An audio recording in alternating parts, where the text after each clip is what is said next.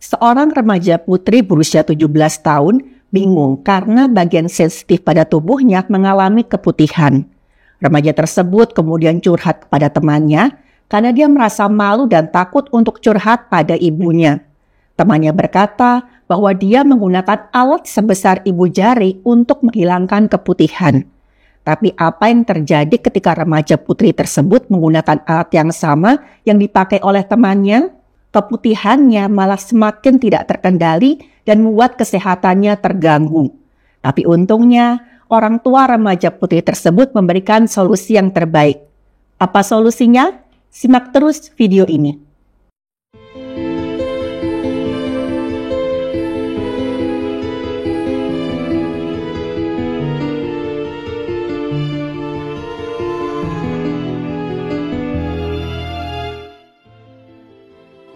Halo, saya Dr. Stefani. Saya seorang dokter spesialis forensik dan mediko-legal, dan saya belajar dari yang mati.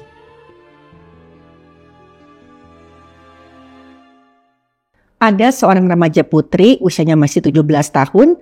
Dia ini dikenal sebagai seorang anak gadis yang baik dan juga berperilaku sopan dalam pergaulan. Istilahnya si anak gadis ini tuh anak yang gak neko-neko lah. Disenangi guru dan juga teman-temannya.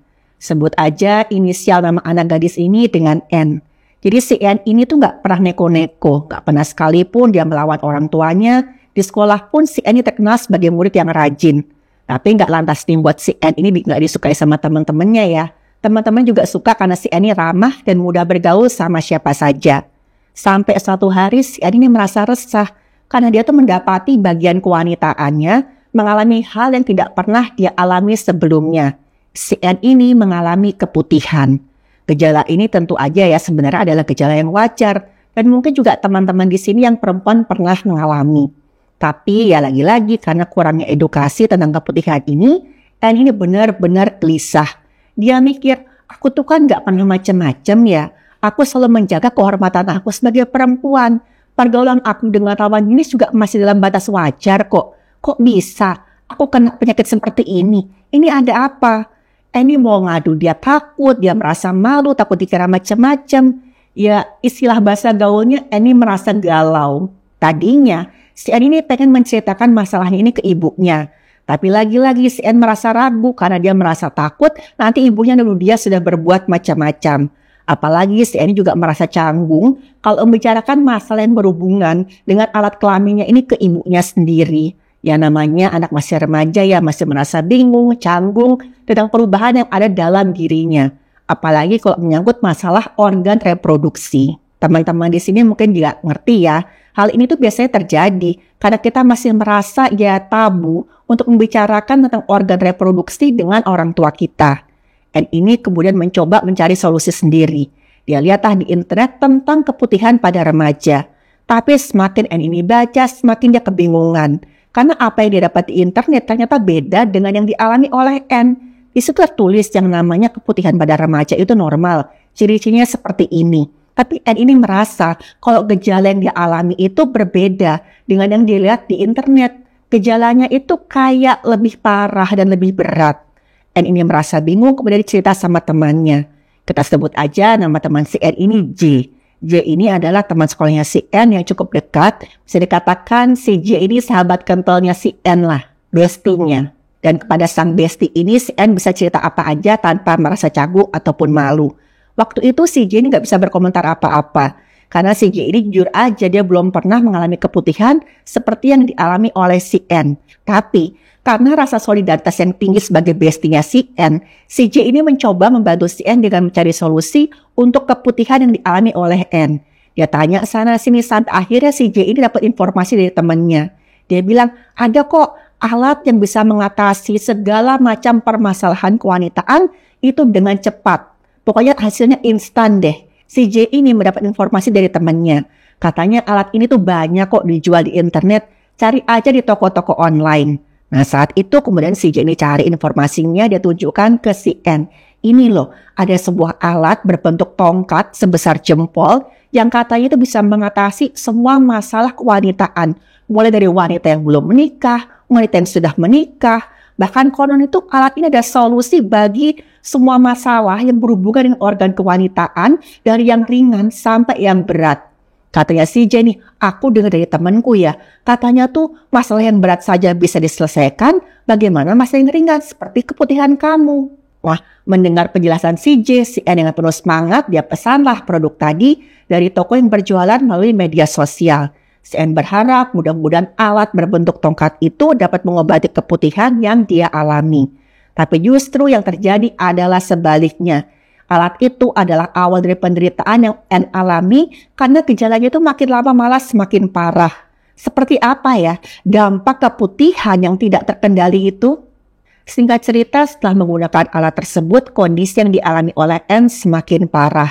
Dia merasakan kok organ intimnya itu gatal dan sekali itu ada rasa perih. Dan bahkan keputihannya bukannya sembuh malah semakin banyak keluar. Warnanya itu mulai kekuningan dan baunya itu berbau anyir. N ini merasa kebingungan, dia panik. Padahal dia kira alat tersebut itu bisa mengatasi masalahnya dengan cepat. Karena alat pembersih tersebut itu mengklaim bahwa bisa membersihkan organ kewanitaan bagian luar dan bagian dalam. Jadi cara penggunaannya itu harus dimasukkan ke dalam organ intim bagi mereka yang sudah pernah melakukan hubungan suami istri. Atau yang belum pernah berhubungan suami istri, disarankan itu untuk merendam alat tersebut selama kurang lebih 30 menit dalam air hangat dalam ember, lalu airnya ini digunakan untuk merendam organ intim. Nah syaratnya, pada saat merendam itu bibir kemaluan itu harus dibuka dan dipastikan kalau airnya ini masuk ke dalam organ kewanitaan bagian dalam.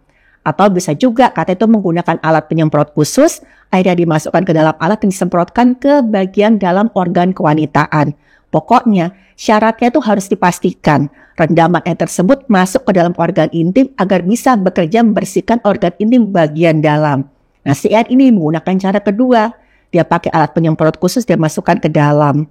Nah waktu menggunakan ini awalnya si N merasa gatalnya mulai berkurang, tapi berganti dengan rasa nyeri. Penjual tongkat ilegal itu mengklaim, misalkan terasa nyeri itu mengindikasikan kalau zat aktif dalam tongkat ilegal tersebut sedang bekerja. Tentu aja hal itu nggak benar. Nyeri yang dirasakan oleh si N terjadi karena iritasi akibat kandungan zat yang ada di dalam tongkat ilegal tersebut. Alat tersebut mengandung pewangi keras dan mengakibatkan terjadi iritasi pada bagian dalam kewanitaannya si N. Dan setelah beberapa waktu memang rasa gatalnya itu digantikan oleh rasa perih. Nah rasa perih ini bahayanya akan memicu keluarnya hormon serotonin yang membuat sensasi gatal ini seolah-olah hilang. Tapi ini efeknya hanya sementara dan akhirnya N malah terus merasakan gatal organ intimnya. Bahkan rasa gatalnya itu semakin parah akibat iritasi. Dan alat pembersih kewanitaan ilegal yang banyak beredar itu menjanjikan hasil yang instan. Pembuatnya itu menggunakan zat-zat keras yang justru malah makin mengiritasi organ kewanitaan. Ditambah lagi, seringkali produk-produk tersebut itu membuat klaim yang berlebihan. Yang pertama, katanya akan mengikis kulit mati di dinding kewanitaan bagian dalam. Yang kedua, pasti akan melarutkan jamur, bakteri, atau segala macam penyebab penyakit keluar dari organ kewanitaan. Dan tentu saja, alat pembersih kewanitaan ilegal yang banyak beredar memiliki resiko yang sangat tinggi jika digunakan. Nah teman-teman, sebenarnya organ kewanitaan kita sebagai perempuan itu punya cara pembersihan diri yang alami. Jadi setiap beberapa hari sekali organ kewanitaan itu akan mengeluarkan cairan. Jadi sebenarnya kita nggak perlu khawatir akan hal ini. Tapi perawatannya pun harus secara baik dan benar dan tidak boleh sembarangan. Setelah kondisinya semakin parah dan tidak tahan lagi, si N ini memutuskan untuk cerita ke ibu dan ayahnya. Awalnya ibu sama ayahnya si N ini panik nih. Bayangin aja anak remaja masih usia belasan tahun perempuan datang ke orang tuanya nangis-nangis bilang, "Bapak, ibu aku ada masalah di alat kelaminku." Ayah sama ibunya si N ini takut kalau terjadi sesuatu pada anak mereka gara-gara pergaulan bebas. Tapi setelah mendengar ceritanya si N, pelan-pelan si ibunya si N ini mulai merasa lega. Si ibunya N kemudian menenangkan, anaknya dipeluk, diusap-usap, "Nggak apa-apa. Kamu nggak usah khawatir. Apa yang kamu alami ini, keputihanmu ini sebenarnya normal. Cuman kamu salah penanganan." Ayah sama si ibunya N ini kemudian membawa N ke seorang praktisi kesehatan untuk dilakukan pengecekan terhadap kondisinya si N. Praktisi kesehatan tersebut berkata kalau proses keputihan yang dialami oleh si N ini adalah hal yang biasa dialami oleh wanita. Ya memang, Orang-orang tuh sering mengira kalau yang namanya keputihan itu berarti telah tertular penyakit menular seksual. Konotasinya sudah keburu negatif. Dan anggapan semacam inilah yang membuat pasien jadi takut dan merasa malu untuk berobat dan mendapatkan pertolongan yang sebenarnya. Padahal, tidak semua keputihan itu disebabkan oleh penyakit menular seksual. Keputihan yang sebenarnya adalah cara tubuh untuk menjaga kebersihan organ kewanitaan. Keputihan yang normal itu biasanya berwarna putih, bening, atau kekuningan. Konsistensinya tuh cair dan baunya tuh gak menyengat dan biasanya itu terjadi pada saat masa subur, haid, atau seseorang itu kadang misalkan dia mengalami rangsangan seksual. Ini adalah hal yang normal. Jadi kalau mengalami keputihan seperti ini, kita sebagai perempuan itu sebenarnya cukup membersihkan kewanitaan dengan pembersih khusus. Dan kemudian mengganti cairan dalam dengan yang bersih dan kering. Di organ kewanitaan kita itu sebenarnya ada bakteri normal yang membantu menjaga pH dan juga mencegah pertumbuhan bakteri atau jamur yang berbahaya yang menyebabkan infeksi. Kalau misalkan terjadi ketidakseimbangan antara bakteri buruk dan bakteri baik, bisa terjadi keputihan yang tidak normal. Nah, penyebab ketidakseimbangan ini antara lain pakaian dalam yang lembab. Nah, ini biasanya banyak terjadi pada saat kita sedang haid. Karena itu ya kita kan pakai pembalut tuh. Dianjurkan untuk mengganti pembalut setiap 4 jam. Supaya tetap kering dan nanti bersih. Jadi nggak ada jamur yang tumbuh di situ. Nah selain itu juga bisa disebabkan gara-gara pakaian dalamnya itu terlalu ketat. Atau nggak menyerap keringat. Bisa karena kita stres, kita kelelahan. Atau pada saat kita menggunakan antibiotik atau obat-obatan lain yang mempengaruhi kekebalan tubuh atau mempengaruhi hormon. Ciri-ciri keputihan yang nggak normal itu antara lain warnanya tuh kehijauan, keabu-abuan, atau kuning cerah. Terus juga konsistensinya tuh kental, berbusa atau bergumpal. Terus baunya tuh amis, menyengat, dan seringkali disertai rasa gatal atau perih di organ kewanitaan. Penyebabnya itu antara lain infeksi jamur atau bakteri. Gara-gara itu bakteri baik vagina itu nggak seimbang. Atau bisa juga karena alergi atau terlalu sensitif terhadap cairan pembersih. Ibunya si N ngasih tahu anaknya, kalau si N ini bisa pakai alat yang biasa disebut dengan nama Crystal Egg. Awalnya si N menolak, dia merasa takut. Karena dia tuh merasa kalau alat yang disarankan ibunya itu sama seperti alat yang dia beli secara online di internet. Ibunya ini menjelaskan kalau Crystal Egg yang dimaksud ibunya ini bukanlah seperti barang sejenis yang beredar secara ilegal dan dijual di internet. Ibunya bahkan berkata kalau dia tuh sudah belasan tahun menggunakan alat tersebut. Dan selama ini dia bisa menjaga kebersihan organ kewanitaannya supaya tetap sehat. Ibu si Eni bilang bahwa beliau ini sudah belasan tahun menggunakan alat berbentuk stik sebesar kelingking untuk menjaga area kewanitaannya agar tetap sehat. Ibunya bilang kalau alat tersebut itu adalah pembersih higienis yang merawat area kewanitaan agar tetap sehat. Dan bahkan alat tersebut itu telah tersertifikasi oleh badan pengawas resmi. Sebelum mendapatkan sertifikasi tersebut, sudah pasti dilakukan serangkaian uji untuk memastikan kalau alat tersebut aman untuk digunakan. Nah, ini adalah hal pembeda utama yang berdampak besar dari alat sejenis yang dijual secara ilegal. Nah, di awal cerita tadi saya jelaskan kalau N ini adalah anak yang tekun dan rajin. Dan kemudian mencari tahu alat apa sih yang disarankan oleh ibunya ini, sama nggak sih dengan alat yang saya gunakan kemarin? Dan akhirnya si N yang menemukan fakta kalau alat pembersih higienis yang disarankan oleh ibunya tersebut memang beda dari alat sejenis yang beredar dan dijual secara ilegal. Alat yang banyak disebut sebagai Crystal Egg ini memiliki komposisi bahan natural Nusantara yang sudah dipakai dan diakui khasiatnya sejak lama. Bahan-bahan alami yang baik itu antara lain adalah yang pertama daun sirih. Sudah terkenal ya teman-teman ya, daun sirih ini sudah digunakan secara turun-temurun untuk merawat organ kewanitaan. Daun sirih ini bisa menjaga keseimbangan keasaman organ kewanitaan dan juga mengatasi bau nggak sedap. Daun sirih ini juga punya khasiat antibakteri, khususnya bakteri penyebab gatal pada organ kewanitaan. Aloe vera atau lidah buaya itu juga digunakan di alat pembersih ini. Nah, selain melembabkan organ kewanitaan, lidah buaya ini juga punya khasiat antibakteri dan anti jamur. Selain itu ada juga potasium alum atau tawas alum.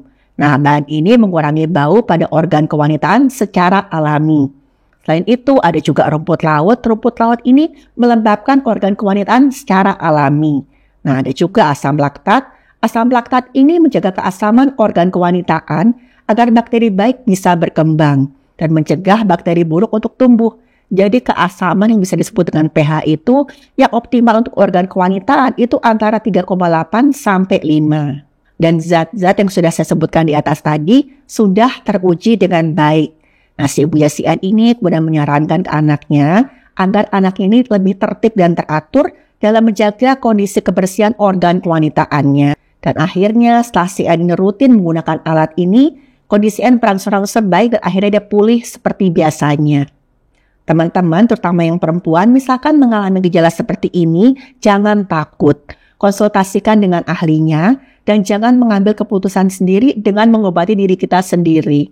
Nah, yang perlu saya sarankan di sini adalah selalu teliti obat atau alat pendukung kesehatan apapun yang ada di internet. Beli yang resmi, yang sudah memiliki sertifikasi jelas. Jangan beli yang ilegal. Semoga kasus ini bisa menjadi pelajaran agar kita itu bisa selalu menjaga tubuh kita dengan hal-hal yang baik. Saya Dr. Stefani, mari kita sama-sama mengedukasi. Terima kasih sudah menonton video saya. Silakan like, share, dan subscribe.